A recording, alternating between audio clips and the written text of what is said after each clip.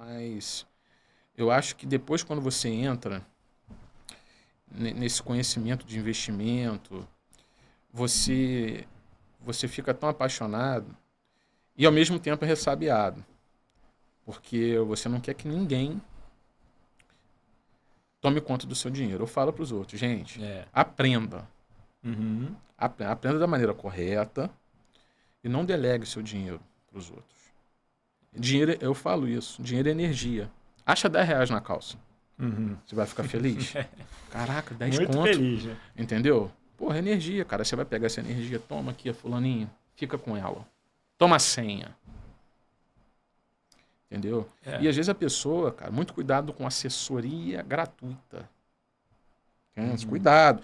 Ah, tem o meu assessor gratuito. Essa assessoria gratuita pode custar caro. Porque tem conflito de interesse. Às vezes ele vai te oferecer uma coisa que é boa para ele, para a instituição. Ah, Renan, então ele é malvadão? Gente, ele tem que ganhar o dinheiro dele. Sim. Mas você está delegando. Se você entende, você não vai delegar. Entende? Por que eu vou delegar? Não, obrigado. Isso não é bom para mim. Porque aí, esse é o problema. Se você não tem um plano, veja só, você tem que ter um plano. Se você não tiver um plano, seu futuro, outras pessoas terão um plano para elas e embutirão você no plano delas, que será bom para elas, mas não bom para você. Então você tem que ter um plano traçado, saber o que você não quer e focar naquele plano. E seguir. Ah, o plano não saiu como eu queria. Mudar a rota, volta. Entende o que eu estou falando? Então você tem que ter um plano. Tem que ter um norte, um objetivo. E trabalhar todo dia nesse objetivo. Todo dia, acordar de manhã. É aquilo. Eu vou voltar a repetir. Você tem duas dores na vida. A vida é só dor. A dor da disciplina ou a dor do arrependimento. É isso aí. E aí sempre tem aquela galera, mas eu não gosto, não me interessa por isso aí, não quero saber não. Mas eu acho que a questão não é nem você gostar. Porque infelizmente você precisa disso. Necessidade. Necessidade. Fala assim, eu não gosto de comer salada. Mas tem que comer salada, pô. Senão tu não vai sacrificar a tua saúde física, né? Eu não gosto de saber de investimento, mas o mínimo você tem que saber. Porque senão se você está sacrificando a tua saúde financeira e lá na frente você não vai ter ativo para colocar dinheiro no teu bolso e cuidar de você quando você não quiser ou não puder mais trabalhar, né? Que é o pior. Então o mínimo, que é o que o Renan falou, não é que você não precise, que você tem que fazer tudo sozinho, você tem que virar um expert de investimentos. Não, não é isso. Você é médico, você é dentista, você é advogado, você tem lá a tua profissão. É claro que você não vai largar o que você faz para estudar e virar um especialista. Você pode contar com um profissional que você confia. Igual quando você está doente, você vai no médico. O médico te receita um remédio. Você não vai lá estudar medicina para saber se aquele remédio você toma ou não. Você confia no profissional, né? Mas você tem que buscar por profissionais capacitados, habilitados, para te ajudar nisso. Mas o mínimo você tem que saber, para não cair, por exemplo, num golpe, numa pirâmide financeira. Quando alguém vai e te oferece, você está ganhando aí 1% na Tesouro Selic ao mês? Pô, eu consigo aqui 5% ao mês garantido para você. Você vai saber, isso aí é golpe, não tem como. Quando falar garantido, foge. Exatamente. Foge igual o diabo foge da cruz. Foge. Garantido... Então, esse mínimo de conhecimento já é o suficiente para não te deixar cair em golpe e perder dinheiro, né? É o risco da ruína. Isso aí você não pode correr. O mais importante, além disso tudo, é não ser enganado. Exatamente. Você não pode ser enganado, cara. E isso qualquer um pode conseguir, né? O mínimo do conhecimento, o fácil, é igual você comer salada, mesmo que você não goste de salada. Né? Então eu sempre penso dessa forma, eu acho que isso é importante para todo mundo. E Renan, já fomos sinalizados, nosso tempo já está quase se esgotando. Mas eu acho, passa voando, né? É por isso que hoje não deu para a gente entrar em nenhum dos tipos de ativos, das classes de ativos, que é o nosso próximo assunto do próximo episódio da minissérie aqui. Mas só para fazer um apanhado geral, porque eu acho que já serve como... A gente já conseguiu plantar a sementinha, já abriu a atenção de quem quer e precisa começar a investir. Aí eu quero te fazer uma pergunta final aqui. Para essa pessoa que está ouvindo a gente, não entende nada, nunca investiu na vida, mas ela já entendeu a importância do passo 1, que é quitar as dívidas e formar a reserva de emergência. Então vamos pegar a pessoa que já está com a reserva de emergência formada, já tem lá 3, 6 meses do custo de vida dela num ativo ali seguro, de liquidez, tá? Qual é o próximo passo dela agora? Próximo passo prático, por exemplo, ela abrir conta numa corretora? Dá um exemplo aí pra gente de corretora. Olha, tem várias. Corretora tem XP, Rico, Modal, Easy Invest, deixa eu ver se... Ágora, Nuinvest, do Nubank. Os próprios bancos hoje já têm a sua própria corretora. Tem a Ion do Itaú. Né? Tem no Bradesco, tem no Banco do Brasil, tem no até Santander. Lá fora, a Avenue, para brasileiros, feita por brasileiros. Americana. Né? Beleza. Aí a pessoa já abriu a conta. Como é que ela faz, então, para começar? É claro que a gente vai aprofundar nos próximos episódios, mas como é que você acha? O que é o mais importante para ela não cair numa cilada e não perder dinheiro logo de cara, para ela ir começando a entender como é que ela faz agora que ela já tem a conta aberta com o aplicativo aqui no celular? Olha, eu acredito que a pessoa deva estudar primeiro. Certo. Estudou, está ciente do que ela está investindo, porque você tem que estar ciente do que você está investindo. Perfeito. Conhecer a classe de ativo. Você tem a sua reserva de emergência formada, você já entendeu os ativos que são da reserva de emergência. Certo. Né?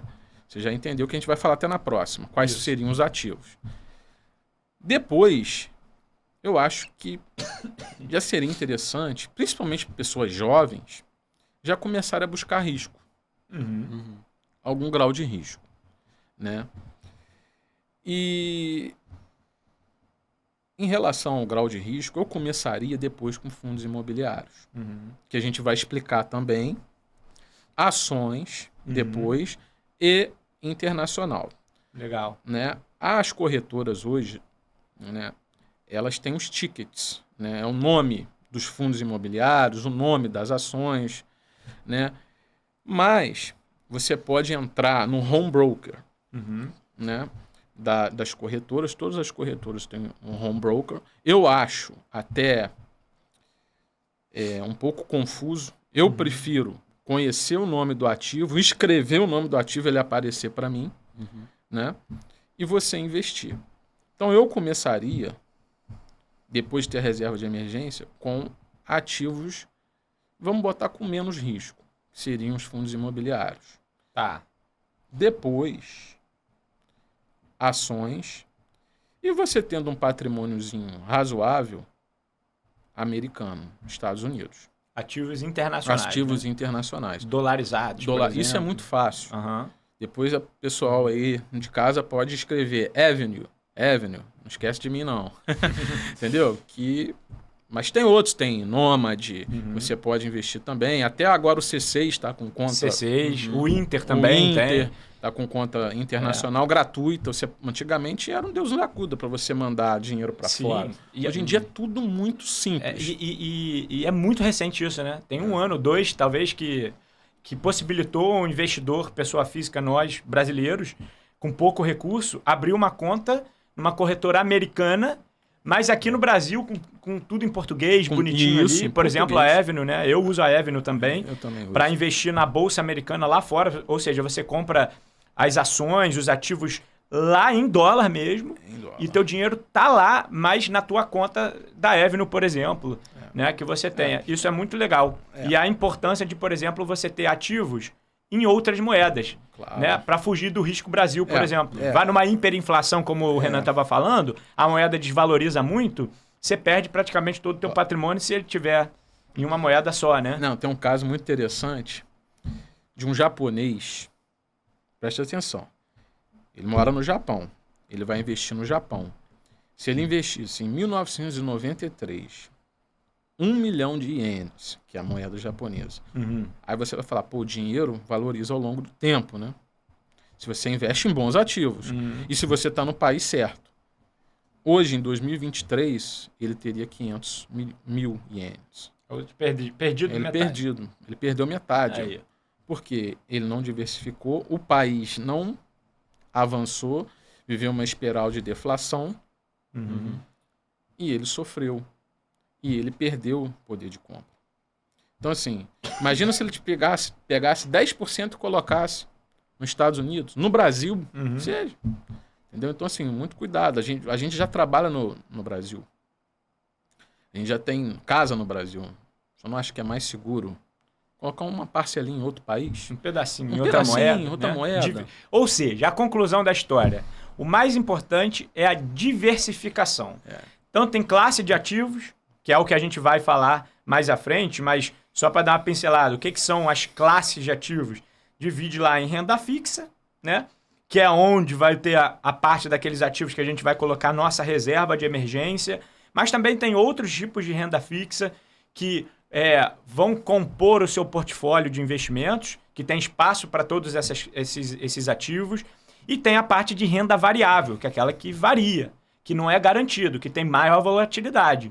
Aí, como o Renan falou, os fundos imobiliários, talvez é uma excelente classe para você começar a botar o pezinho em renda variável, já que a volatilidade é um pouco menor, né? Você recebe os rendimentos dos aluguéis todo mês caindo na tua conta, ou seja, olha que lindo ativo. Você compra uma cota de um imóvel, como se você tivesse um imóvel físico, mas você compra uma cota e todo mês ele vai pagando lá o aluguel dele, vai caindo lá na tua conta, né? E as ações, que você compra um pedaço das empresas, vira sócio das empresas e se beneficia do pagamento dos dividendos ali, como o Gi perguntou também, por exemplo. Isso a gente vai poder aprofundar mais, né? Mas no final da história, já acho que para quem já está chegando ao final do nosso episódio hoje, ele já consegue entender. Formou a reserva de emergência, entendeu o que é ativo, o que é passivo, ele começa a querer comprar os ativos. Qual que é a melhor forma de fazer isso? Montar uma carteira diversificada. Concorda, Renan? Plenamente. O único almoço grátis no mercado é a diversificação. Diversificação. E aí você falou de classes aí. Renda fixa, aí tem renda fixa Selic, renda fixa atrelada em inflação, IPCA, né? Isso. Aí nós vamos falar dos CDBs, das LCA, LCI, letra de crédito, né? Dos debêntures, fundos de investimento de renda fixa, tesouro IPCA+, tesouro pré-fixado. Nós vamos falar de tudo isso, né? Tem a renda variável com fundos imobiliários, ações brasileiras e até as ações internacionais que você compra se expondo à moeda, ao dólar, por exemplo, para tirar um pouco o risco país. Ou seja, você tendo uma carteira bem diversificada, é o último almoço grátis, né, Renan? Concordo plenamente, é o único. É isso aí. Então já deu para plantar a sementinha aqui, pelo menos, para que nos próximos episódios dessa minissérie a gente já consiga entrar, certo? Certíssimo.